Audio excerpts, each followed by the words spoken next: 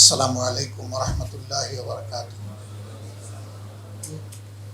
আলহামদুলিল্লাহ আলহামদুলিল্লাহি রাব্বিল আলামিন ওয়াসসালাতু ওয়াসসালামু আলা রাসূলিহিল কারীম ওয়া আলা আলিহি ওয়া সাহবিহি ওয়া আহলি বাইতি আজমাইন, আম্মা বাদ।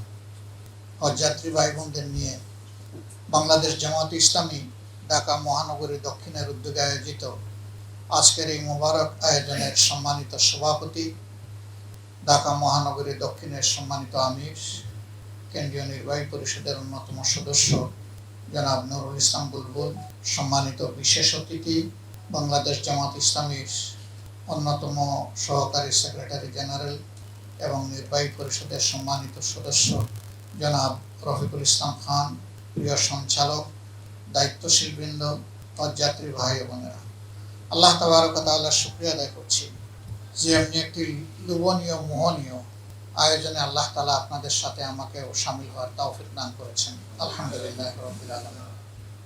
আমি জাস্ট জরুরি কয়েকটি বিষয়ে দৃষ্টি আকর্ষণ করব।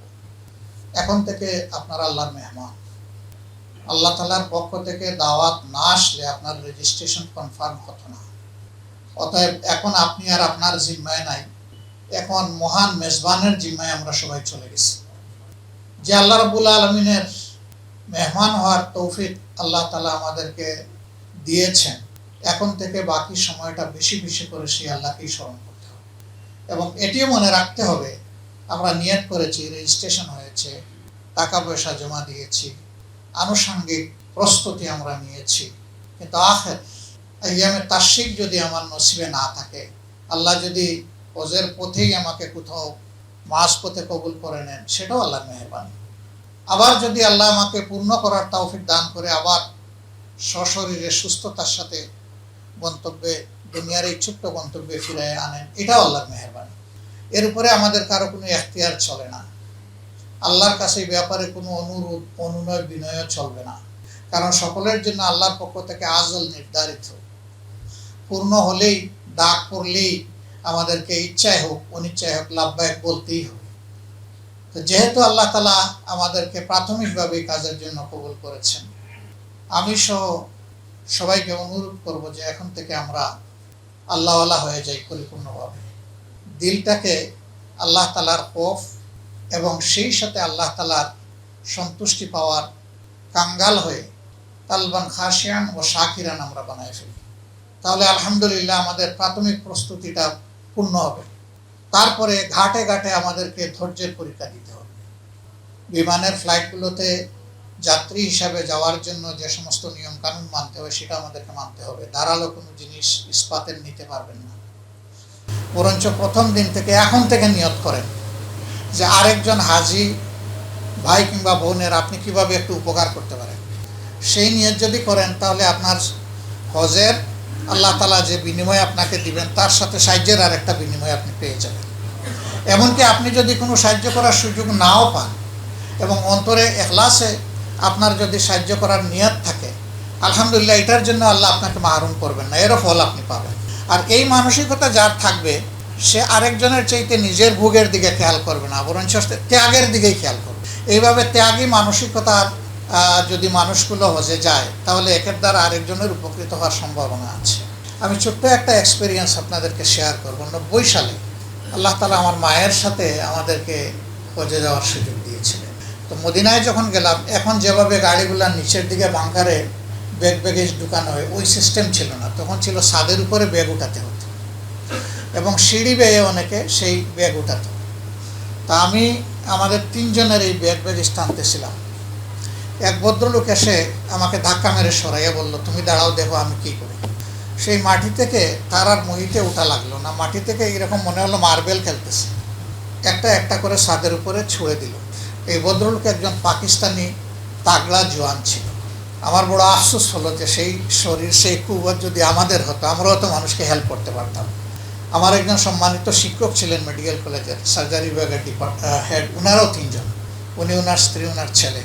এই অবস্থা দেখে বললেন, শফিক তুমি একটু বলো না এই লোকটাকে আমারও একটু সাহায্য করতে। আমি বলার আগে লোকটা টের পেয়ে গেছে, সো ইন্টেলিজেন্ট। আমাকে বললো যে it's a opportunity for me, it's a blessing for me. বলে আলহামদুলিল্লাহ সেই 3টা উঠাইতে লাগলো। তারপরে কুল্লু বাঙালি তার দিকেই আলহামদুলিল্লাহ রুজু করলো।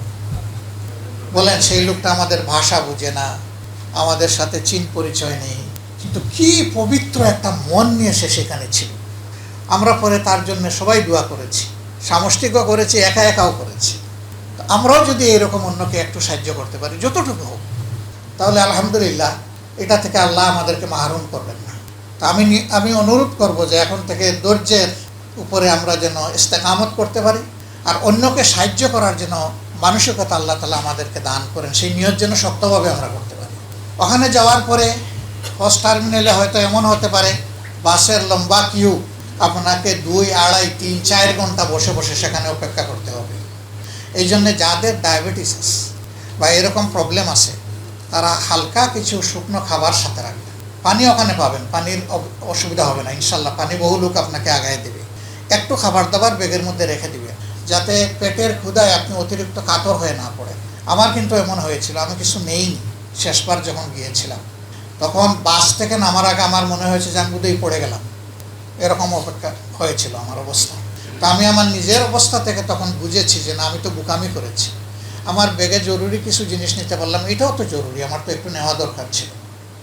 তো এটা শুধু ডায়াবেটিস না, আমার মনে হয় সবাই আমরা রাখতে পারি একটু 2-4 প্যাকেট একটু লেক্সাস বিস্কুট, কত আর তার ওজন, সব মিলে কয়েক গ্রাম হবে না, কিন্তু এটা আপনার উপকারে আল্লাহ চাইলে লাগবে।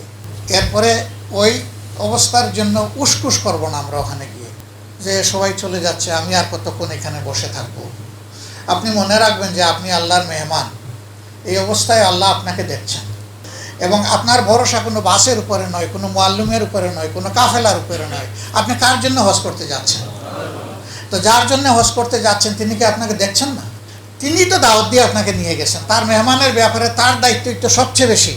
তো একটু আল্লাহকে আল্লাহর দায়িত্বটা পালন করতে দেন এবং নিজে একটু ধৈর্য ধরেন। আলহামদুলিল্লাহ সেখানে গিয়ে পৌঁছার পরে দেখবেন যে খাবার দাবার আপনার ঘরের সাথে মিলবে না, অর্ধেক পা কাঁচা কাঁচা অবস্থা। আলহামদুলিল্লাহ ওই অবস্থায় আলহামদুলিল্লাহ বলে খেয়ে নেবেন। আমাদের একজন বড় ভাই ছিলেন, তাকে অনেকে একটুখানি হাসি নামে চিনেন, সিরাজুল ইসলাম মতলি। তিনি কোনো জায়গায় খাবার দাওয়ার বসার আগে বলতেন যে আসুন আমরা নিয়ত করি যে খাবার খুব স্বাদের হয়েছে, মানে এখনও কিন্তু টুটে দেয়নি আমরা। তিনি বলতেন যে নিয়ত যদি করেন তাইলে স্বাদ বেড়ে যাবে।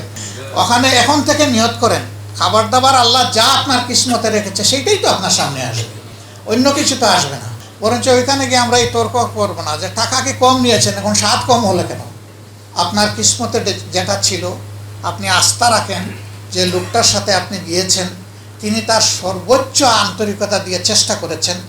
এরপরে যদি কিছু ত্রুটি হয় আল্লাহ তাকেও মাফ করবেন, আর এর বারাকা আল্লাহ আপনাকে দান করবেন। এই জন্যে খাবার নিয়ে ওখানে কোনো রাগ গুসা মান অভিমান কিছুই আমরা করব না। এখন থেকে শুরু করে বাকি জিন্দগি ফিরে আসা পর্যন্ত নয়, আল্লাহ যতদিন হায়াত দেবেন আমরা নিয়ত করি যে আমরা কাউকে হিংসা করব না। হিংসুকের সাথে আল্লাহ তাআলার কোনো সম্পর্ক নেই, আল্লাহ হিংসুক থেকে মুক্ত। হিংসা সমস্ত নেক আমলকে পুড়াইয়া ছাই বানাইয়া দেয়। হিংসা থেকে জিদ, গীবত এবং তোহমতের জন্ম হয়, জুলুম জন্ম নেয়।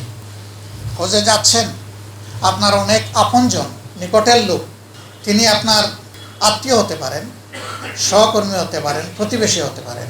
তিনি হয়তো কোনো কারণে আপনাকে অনেক কষ্ট দিয়েছেন, আপনি তাকে ক্ষমা করে দেন এই আশায় যে আপনি ক্ষমা চাইতে যাচ্ছেন আল্লাহর দরবারে, এবং আল্লাহকে বলুন হে আল্লাহ আমি তোমার এই বান্দিকে ক্ষমা করে দিলাম, আমি আশা করছি তুমিও আমাকে ক্ষমা করে দেবে। এইভাবে ক্ষমার জায়গাগুলোতে যখন এই পবিত্র মন নিয়ে আল্লাহর দরবারে আমরা চাইব, আমাদের আল্লাহ আমাদেরকে ফেরত দেবেন না ইনশাআল্লাহ। আমাদের এই ডাক আল্লাহ কবুল করবেন। সম্মানিত ভাইয়েরা, আরেকটা জায়গায় একটু মুসিবত হয়, এই যে বললেন আমাদের মাদানী সাহেব উকুফে মুজদালেফা, এটা কিন্তু ওয়াজিব। অনেকে পাথরের নুড়ির উপরে শুইতে পারেন না।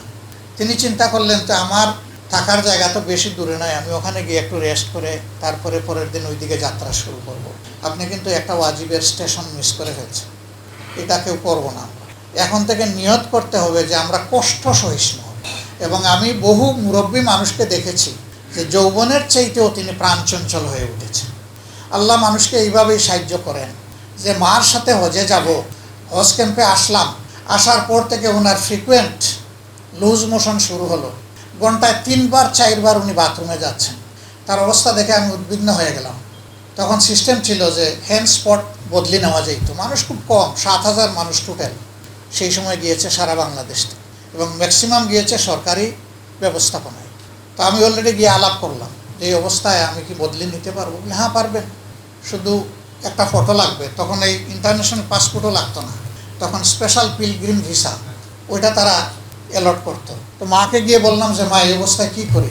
তিনি বললেন না আমি ভালো হয়ে যাব।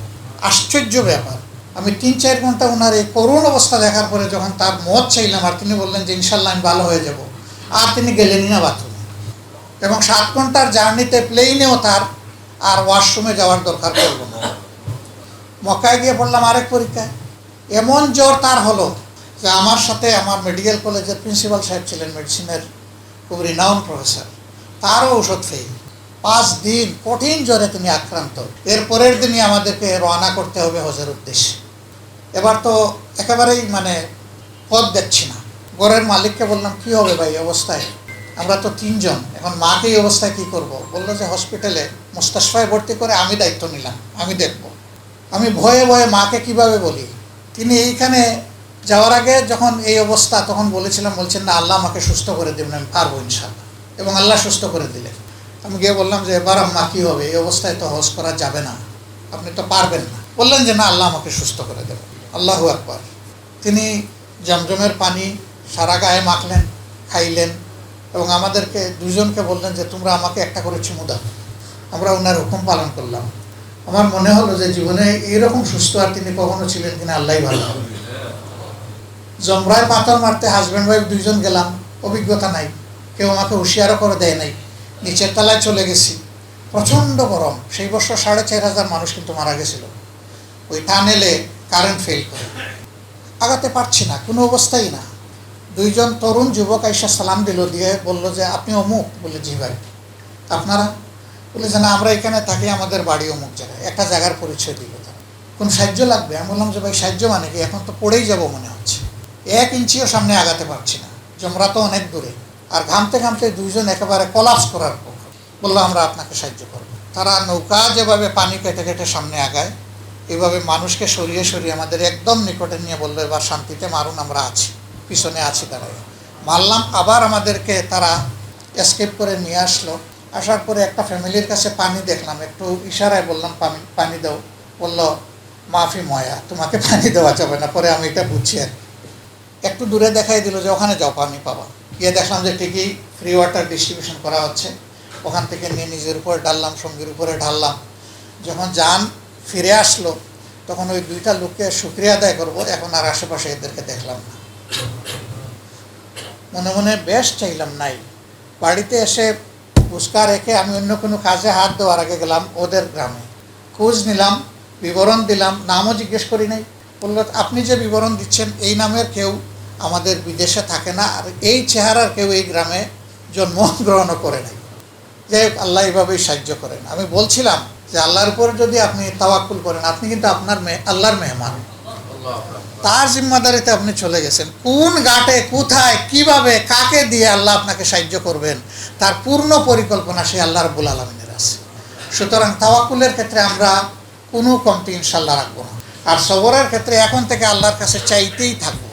আমরা আশা করছি যে আল্লাহ তাআলা যে হজ্জে মবরুরের কথা আমার ভাই বলে গেলেন, যে হজ্জে মবরুর যাদের নসিব হবে তারা যেন মায়ের পেট থেকে সদ্য প্রসূত নবজাতকের মতো নিষ্পাপ হয়ে হজের পরে ফিরবেন। আল্লাহ যেন সেই হজটাই আমাদেরকে নসিব করেন, এবং আজীবন যতদিন বেঁচে থাকবো এই হজের শিক্ষা এবং বারাকা যেন আমরা অন্তরে ধারণ করে আল্লাহর দরবারে চলে যেতে পারি। আর যাওয়ার সময় যেন একটা ডাক পাই আল্লাহ তাআলার পক্ষ থেকে, ইয়া আইয়াতুহান নাফসুল মুতমাইন্নাহ ইরজিই ইলা রাব্বিকি রাদিয়াতাম মারদিয়া ফাদখুলি ফি ইবাদি ওয়াদখুলি জান্নাতি। আল্লাহ তাআলা নসিব করুন। সুবহানাকাল্লাহুম্মা ওয়া বিহামদিকা আশহাদু আল্লা ইলাহা ইল্লা আনতা আস্তাগফিরুকা ওয়া আতুবু ইলাইক। আসসালামু আলাইকুম ওয়া রাহমাতুল্লাহি ওয়া বারাকাতুহু।